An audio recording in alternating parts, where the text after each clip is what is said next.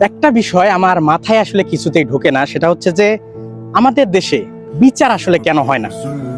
একজন ধর্ষক যে কিনা 7 বছরের একটা বাচ্চার সাথে এত অমানবিক একটা কাজ করতে পারে, এবং যখন সে নিজে স্বীকারও করে যে সে এই কাজ করেছে, তখন তাকে ফাঁসি দিতে আসলে কার এত মায়া লাগে?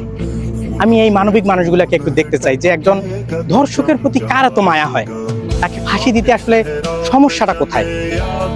আজকে আমি যদি এই জঘন্য কাজ করতাম, তাহলে আমার মা হয়তো বলতো যে এই কুলাঙ্গার আমার সন্তান হইতে পারে না, ওকে ফাঁসি দিয়ে দেন। আমার একটা ছোট বোন আছে, সে হয়তো বলতো যে এই জানোয়ার আমার ভাই হইতে পারে না, ওকে ফাঁসি দিয়ে দেন।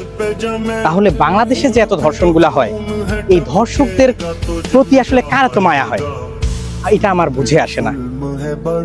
একজন বাবা যার মেয়ে কিনা ধর্ষিতা হয়েছে, সে ন্যায় পাওয়ার জন্য আদালতের চক্কর কাটে, আদালতের দরজায় দরজায় যায়।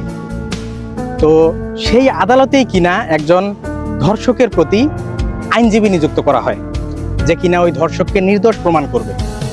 তো আমার প্রশ্ন হলো যে এই যে আইনজীবী নিযুক্ত হইল, ওর কি মা বোন নাই? ওর ঘরে কি মেয়ে নাই যে ওকে একজন ধর্ষকের পক্ষে লড়াই করে তাকে নির্দোষ প্রমাণ করতে হবে? আসলে ভাই, একটা জিনিস কি, আমাদের দেশের যে বিচার ব্যবস্থা, আসলে আমাদের বিচার ব্যবস্থার যে সেক্টরগুলো আছে, এদের উপরে, গেটের উপরে আসলে লিখে দেওয়া উচিত ছিল যে বিচার চাহিয়া লজ্জা দিবেন না। আসলে আমরা এমন একটা দেশে বসবাস করি, এদেশে বিচার চাওয়া আসলে বিলাসিতা মাত্র।